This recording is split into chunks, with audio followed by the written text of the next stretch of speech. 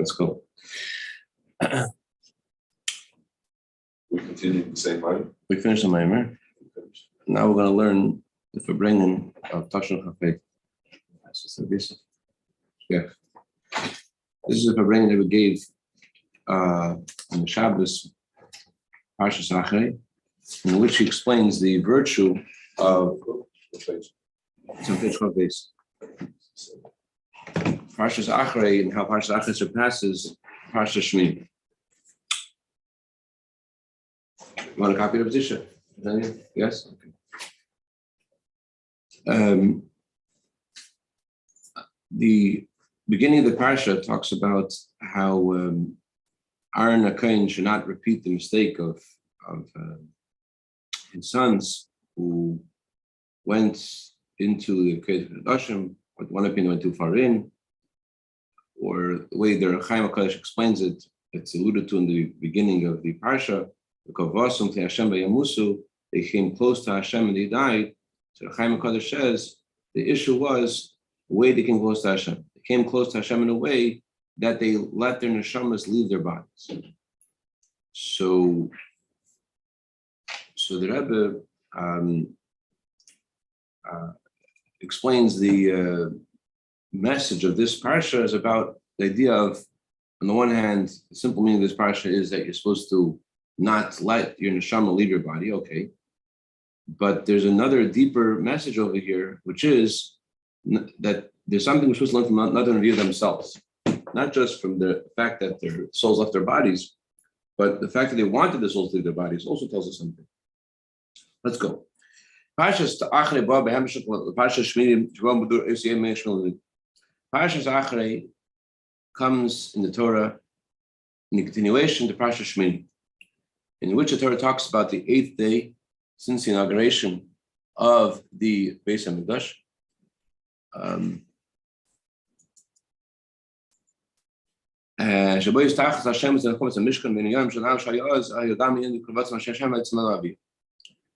Talks about the lofty events that happened on that day, and among them was the closeness to Hashem that Nadav and Avihu experienced.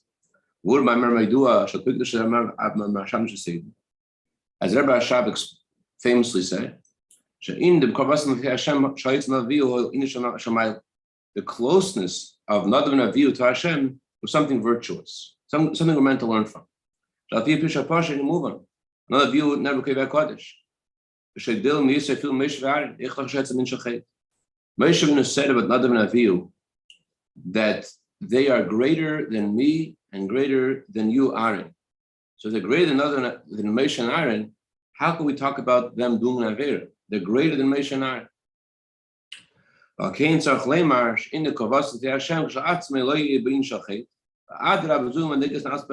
we have to say that the closest to Hashem intrinsically was not a sin. On the contrary, the closest to Hashem is something that is a high level in serving Hashem that we should aspire to.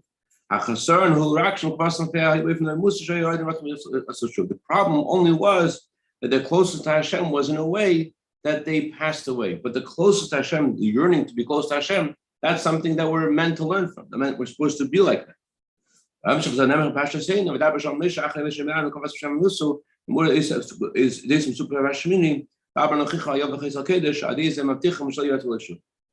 after Parsha Shmini, the Torah says here, after the event of Parsha Shmini, the Torah says, Hashem told Moshe, tell Aaron and his family, they should not come to the holy place, to the Kodesh all the time. What Moshe was instructing Aaron was, don't allow there to be a rotz without a shuv. Don't allow there to be this yearning without a shuv. Move on. Shazuhi ma'il v'shleimus na'al yeser ma'amal v'shem sh'parsha shmini. L'rekatzar ha'shuv shel acher ha'otzi l'ma'al b'kam kvar b'rotzi. Shuv eifnach. It's understood that what we have in Parshas Acharei is not just something that is higher and more complete than Parsha Shmini, because we have the emphasis of making vessels, bringing Hashem's kedusha to this world, not allowing your neshama to let your body depart, not allowing your neshama to leave your body. So not only is there something this parasha which is underscoring how there has to be shuv, there has to be the sense of coming back and focusing on what Hashem wants you to do. So not only is there a virtue in the shuv element, but there's also an advantage, there's also a virtue in this parasha that underscores something else. It tells us about yearning for Hashem as well. In other words, on the surface, the parasha is telling us, don't go too far.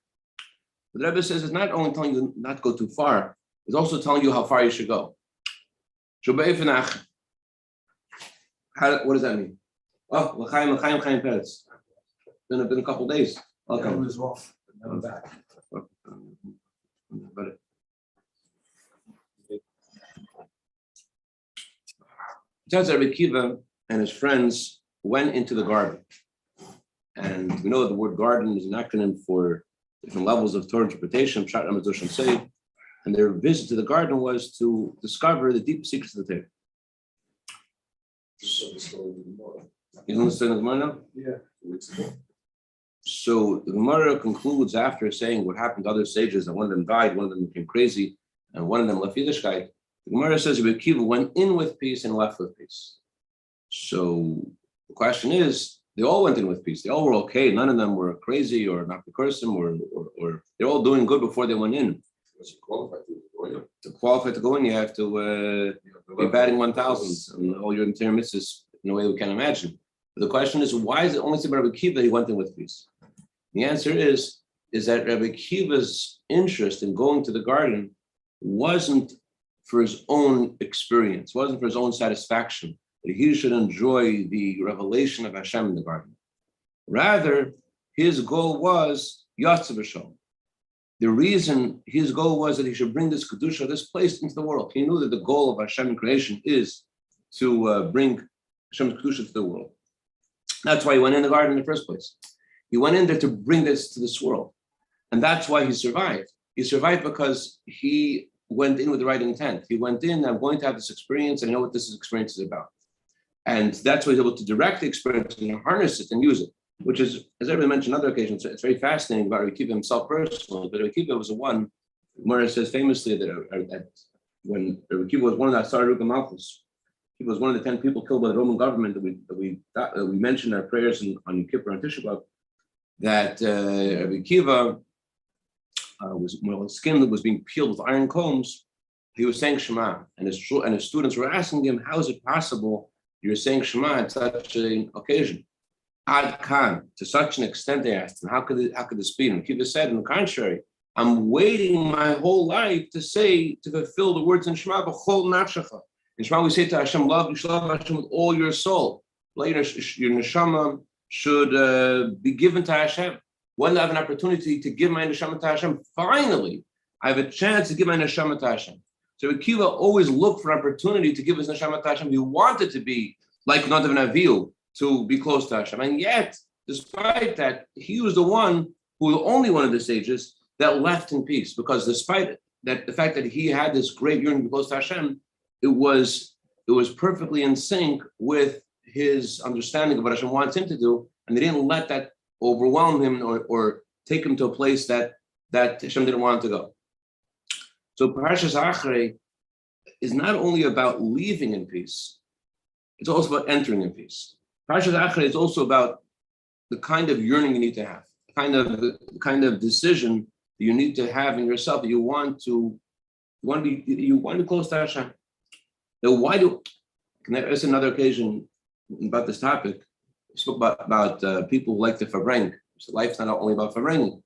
There's the goal of a Shabbos and a Yontiv and a time of a divine grace, a time of revelation. The purpose of this time is in order that you should channel that time into the mundane. It's the Abishah gives you a gift, and it's a great experience, but the purpose of that experience is to bring it down. So it doesn't only change what happens the day after the experience, let's say the day after Pesach, the day after Mashiach Suda. It also changes the Mashiach Suda itself. It changes the way you enter and the way you try to connect with that experience. It's not only about the shuv that happens later, it's not only about how it happens the day afterwards, but it also defines what the experience is. You know that this is not only about that you want to go somewhere with this. I mean, Chassidus says the Ratzi and Shuv are very, they fuel each other. You yearn to be close to Hashem, and your yearning actually is not just disappointed when you realize Hashem doesn't want you to be in a state of yearning, he wants you to show up in the Torah mitzvahs. Your yearning is satisfied by your Torah mitzvahs. Like the famous Nigdal Alter Rebbe,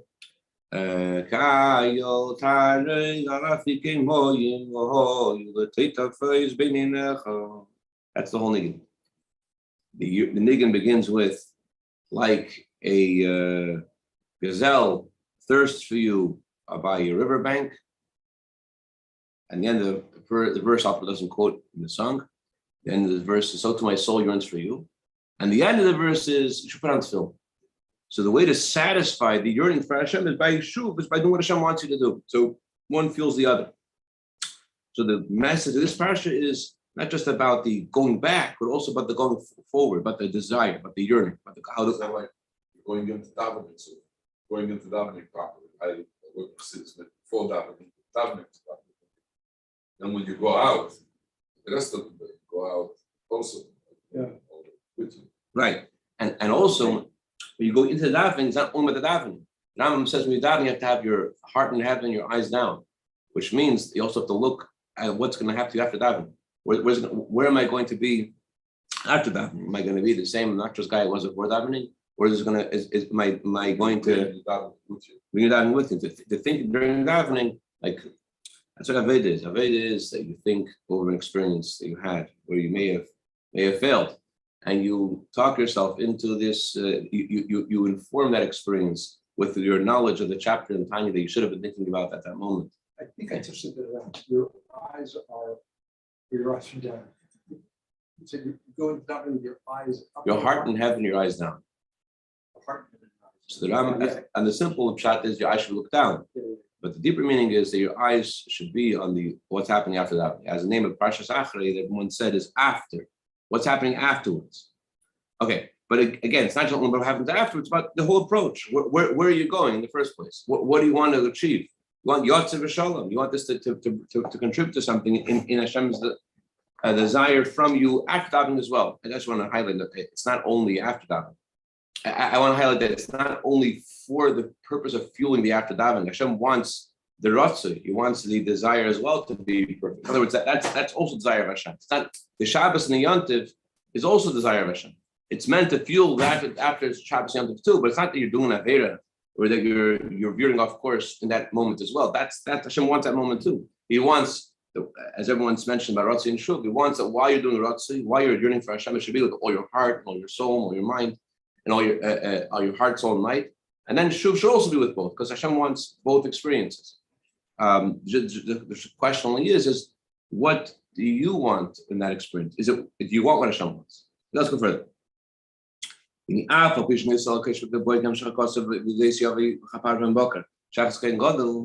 Although this entry into the holy place, into the Beis Hamikdash, is something which is relevant only to a Kohen Gadol, only Kohen Gadol has this commandment of entering into the Beis Hamikdash.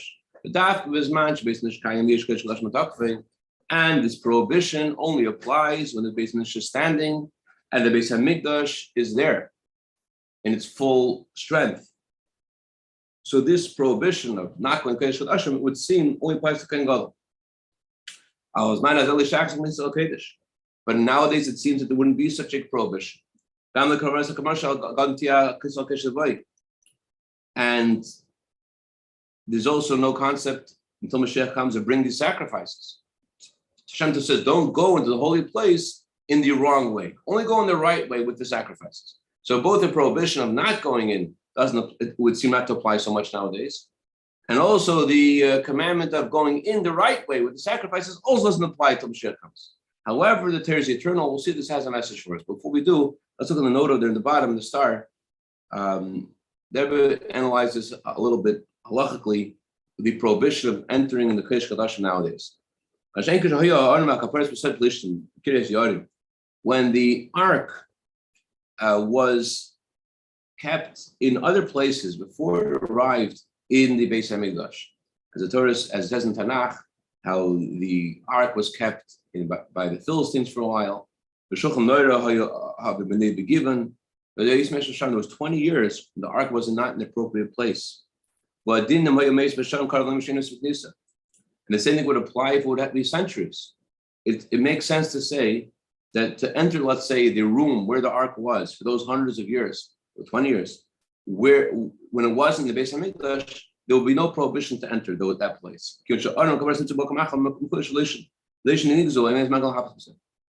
Since the ark and the covering of the ark are not in the holy place, not in the Beis Hamikdash, so it's not that they've been buried and hidden, but they're not in their appropriate place. So there's no prohibition of entering into that room where the ark is.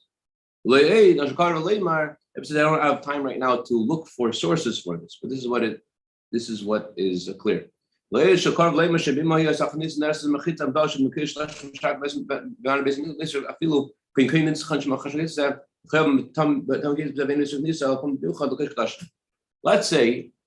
the time of the Maccabee, let's say before the Hashmonaim were victorious. Let's say the Greeks tore down the wall between the Kodesh and Kodesh Kodashim, between the Holy of Holies and the rest of the Beis Hamikdash. So you walk in the Beis Hamikdash, you have to light the menorah, that part of the story we know. What about the Karban Tamid? There's a daily sacrifice that has to be brought. Are you allowed to bring that sacrifice? Or does a whole entire Beis Hamikdash now suddenly become the Kodesh Kodashim because the wall between the Kodesh and Kodashim is taken down? So it makes sense to say it's likely there, because that the halacha would be that there's no prohibition of entering the Kodesh Kodashim. And the same sacrifice that was brought every day in the Beis Hamikdash, there would be an additional, there would be a commandment to bring that sacrifice as well nowadays too.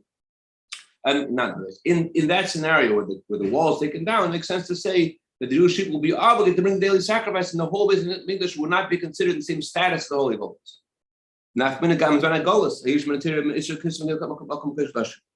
So too can this logic be applied nowadays as well. Before Mashiach comes, there's a prohibition to go into the holy place of the temple.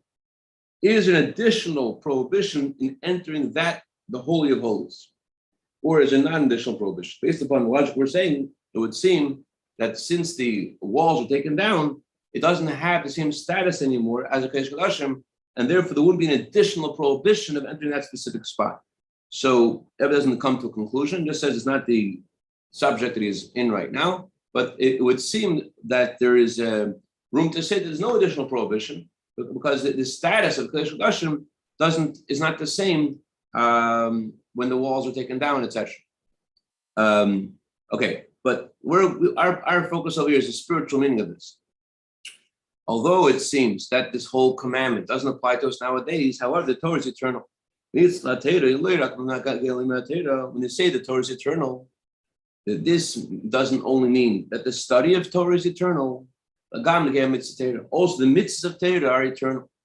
Although there are very few mitzvahs that we can do nowadays in comparison to when the Beis Hamikdash was standing, when it will stand, that's only regarding the physical performance of mitzvahs. It says in the Medrash, we're missing time of Golos, the light of Mashiach.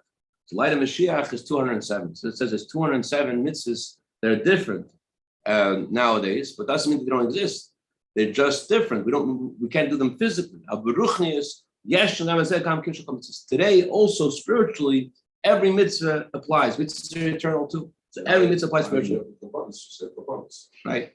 Everyone's actually said that the reason we have to daven is because every Jew is a Beis Hamikdash, and therefore, just like the Korbanos are brought in the Beis Hamikdash, so Hashem wants you to be His Beis Hamikdash, and therefore you have to bring your Korbanos, you have to daven. Just one of this also. Question comes to Rome. It says what's going to happen after. He says, I'm going to do the Mapul again. He says, no, I'm going to have the Beis Hamikdash to keep the witness. He says, what happens after the destruction? He says, make the davening. Oh. So he's saying that the Korbanos today, like you're saying, it causes him kapar. You do be in the as is known, the meaning of the verse, our lips will take the place of the bulls. That studying the Torah of the laws of the sacrifices takes the place of the sacrifices. Gemara says anyone who studies about the carbon elah, it's as if you brought the carbon elah. Everyone who studies about the carbon chatas, it's as if you brought a carbon chatas. That means when you study about the karbanos, not only do you have the mitzvah of studying Torah, you also have a mitzvah of bringing the sacrifices. You are fulfilling the mitzvah spiritually of bringing sacrifices. Even though it's not possible to bring them physically, but you are bringing them spiritually. That's the prayer we say before we put on the tefillin. We say, although there's no kehanim, leviim, let our lips, maybe of your will, the words of our lips should take the place of these karbanos. And this is the advantage of Torah that surpasses mitzvahs. Mitzvahs have a limitation.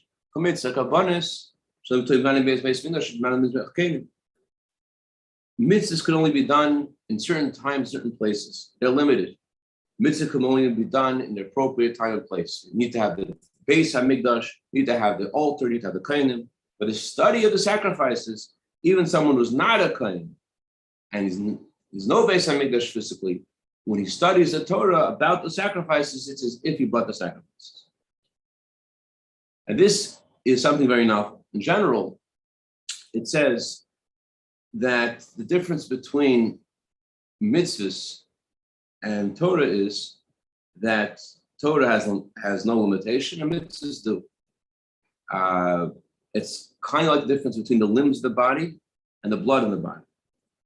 That the limbs are all different places of the body, and there is the blood which is in all the body equally. So Torah is like the blood, and mitzvahs like the limbs.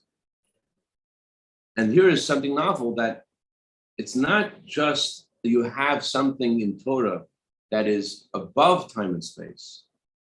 In other words, you study the Torah and you're doing something beyond the mitzvah, doing something which is not limited. The Talmud says when you study the Torah with the sacrifices, it's as if you brought the sacrifices. That means that the Torah accomplishes something similar to what a mitzvah can accomplish. The Torah brings us the accomplishment of time and space as well. So the question is, it makes sense that through Torah study, you're able to be elevated beyond time and space. But how can you say that you're going to have the value of a mitzvah as well? A mitzvah is limited in time and space. How could it be? By studying Torah, you're going to be considered as if you brought the sacrifice physically. Either it's above or time and space, or it's not. But we find an example for this regarding tshuva as well. It says about Elazar ben Adaya. Elazar ben Adaya was someone who, Gemara says an incredible story about him, about how he did all these terrible things, and then he was inspired to do teshuva.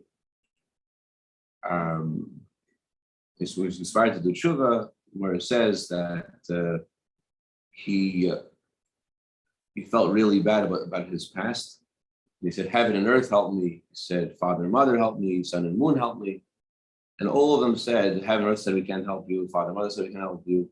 Sun and moon said we can't help you. And it says in commentaries that Elazar ben Adaya was trying to attribute his mistakes to his parents, to his environment. And they all said that we can't take full responsibility for this. In other words, you're not totally a victim. You have the responsibility of making a decision. And when he realized that it was his responsibility and his ability, that he could and he should and he's able to be close to Hashem, so he said the famous words, "In adavar tol elavi." It only depends upon me. It's up to me. And he put his head down. And he started to cry. When he started to cry, his neshama left his body. So Gemara comments, Rabbi Yehuda Nasi commented on the story, and he said, "Yesh koina olam b'shara achas." It's possible to acquire the world to come in 1 hour. That means just in 1 hour, Elazar ben Adaya was able to achieve this amazing world to come. He's saying this world to come just for the tshuva that he had. So the question is, Kabbalah asks, Arizal asks, okay, so he has this great inspiration for tshuva. What is that called in Kabbalah? He has a great light. but he's missing Shachris, Mincha, and Ma'ariv. He's missing all the vessels, missing all the vessels for that light. So you're missing all the words of the millions of words of Torah you should have been saying, and the millions of words of davening you should have been saying. So that light, there's no vessels. So how could he get the world to come? The world to come is a place of lights and vessels, not just lights. So how is he supposed to get the place of the vessel, the place of the world to come? Like the Gemara says famously, how fortunate is someone who comes to Gan Eden and has Torah study in his hands. It means it's not enough just that you're coming to Gan Eden. You have to also have the vessels too. So the answer is, so what did Rabbi Yehuda Nasi mean when he says he gets the world to come? It's not that Tshuva doesn't need vessels. Tshuva needs vessels. That's the difference between the world of Atzilus and the world above Atzilus, the world of Tayud, the world of chaos. The world of chaos is lights that shatter the vessels, and the vessels aren't containing lights. Lights were stronger than the vessels. There's too much yearning, too much revelation, and it wasn't able to be channeled. The world of Tikkun, on the other hand, the world of perfection, says in that world the vessels are stronger than the light. They're able to contain and harness the light. So when we say that Lesman Adaya acquired the world to come, it does not mean that he doesn't need vessels. That wouldn't be the world of Gan Eden, that would be the world of chaos. So the world of Gan Eden certainly does need vessels. And that was the sin of Nadav and Avihu. Their sin was they had yearning, they had the desire, but they didn't have vessels. They weren't able to contain their yearning, and there was nothing to hold them down. Lights without vessels. So how did Rabbi Lesman Adaya get the world to come without the vessels? The answer is because of his tshuva, because tshuva is such an incredible thing. Hashem gave him the vessels of someone else. Who? It says that there was a Jew named Yechim Zak, not Yechim Zak, excuse me, Yechim Kohen Gadol. Yechim Kohen Gadol was a Kohen Gadol for 80 years. 80 years as a Kohen Gadol. He after that he left Yiddishkeit and he became a tzedukah. He followed the opinion of those. The Kursim would say they only believe in the written Torah, not the oral Torah.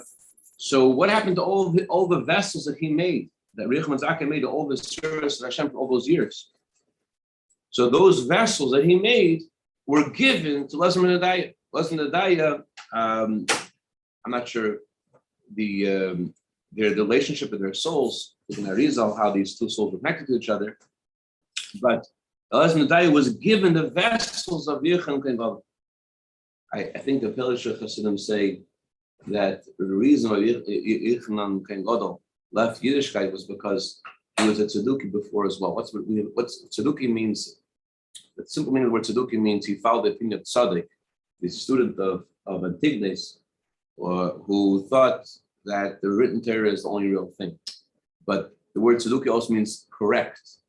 He was trying to be correct. He was trying to feel that he's doing the right thing. It wasn't about service of Hashem. It was about him satisfying his conscience. I'm doing the right thing. And so although he was doing lots of wonderful things, but it was all fueled by, I want to do the right thing, as opposed to real service of Hashem, it's for the sake of Hashem. Anyways, so he left Yiddishkeit, and all of the vessels that he made were transferred to Lesman Adaya. So because Lesman Adaya had tshuva, his tshuva was powerful enough to summon not only to create all this yearning, this light to be close to Hashem, but also to summon those vessels into his world to come, so they could house that light that he triggered through his journey to close to Hashem. So in a similar way, regarding Torah study, we just said that when we studied about the sacrifice, as if you've been a sacrifice. So Torah has a similar power to tshuva. Just like tshuva can bring the vessels down as well. The vessels are necessary. So to Torah has the power to bring the vessels down as well. And the Gemara says also that there's a similarity between Teshuvah and Torah. The Gemara says that it's worth studying Torah with someone who is not worthy of studying Torah. Why should you study Torah with someone who's not worthy? The Gemara says because the luminary in the Torah will make the person do true. There's a light in the Torah will inspire the person. So in other words, you're studying Torah, you're studying information, you're studying an idea, and there's something beyond the information. There's a luminary in the Torah. What's the luminary in the Torah? The luminary in the Torah is the inner dimension of Torah. There's the inner dimension of Torah causes all the sparks of Hashem that were previously trapped in Klippa for a long time. When you were studying Torah, let's say, okay, let's just rephrase that last sentence. The Gemara says you should study Torah for the wrong reasons, because studying Torah for the wrong reasons eventually study Torah for the right reasons. Why will you eventually study Torah for the right reasons? The Gemara says because the luminary in Torah will return you to a good place.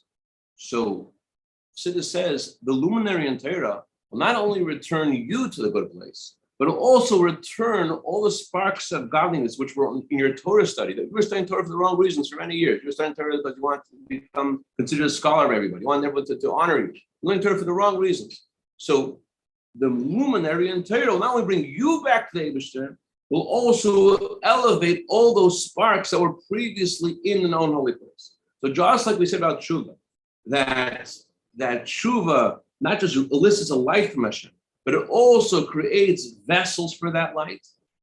As in the story of Lezim Nadaya, that he got the vessels of Rechim and Pen Gadol for his 80 years of Torah mitzvahs. So too, regarding Torah study doesn't only have the value of being above time and space, and therefore you could study Torah about any subject and connect to Hashem, but Torah study also has a value of time and space, and that's why when you study about a Karbonos, it's considered as if you brought a sacrifice physically, you brought the Kedusha Hashem into time and space. And so, and it's also true regarding the inner dimension of Torah, that by studying the inner dimension of Torah, Hashem also gives us the vessels through that are elicited through the performance of mitzvahs. By studying the dimension of Torah, you don't just have the value of Torah, you also have the value of the vessels that are drawn down through mitzvahs. Okay, so this will help us understand tomorrow what the mitzvah is exactly for us spiritually, of not going into the Kodesh Kodashim all the time. Think, this mitzvah not to go in Kodesh Kodashim. We ask the question, what does it mean for us today? How do we have this mitzvah today spiritual before Mashiach comes? Hopefully by tomorrow, Mashiach already be here long ago. But the Chashon is now, we'll learn tomorrow what the spiritual meaning of this is. Chaim. I guess we'll learn it as well. We have to know what the third goals as well. Yeah. Yeah, on a different level. Just the Hebrew Kushio, is that how you say it? The Kashas and Kushio?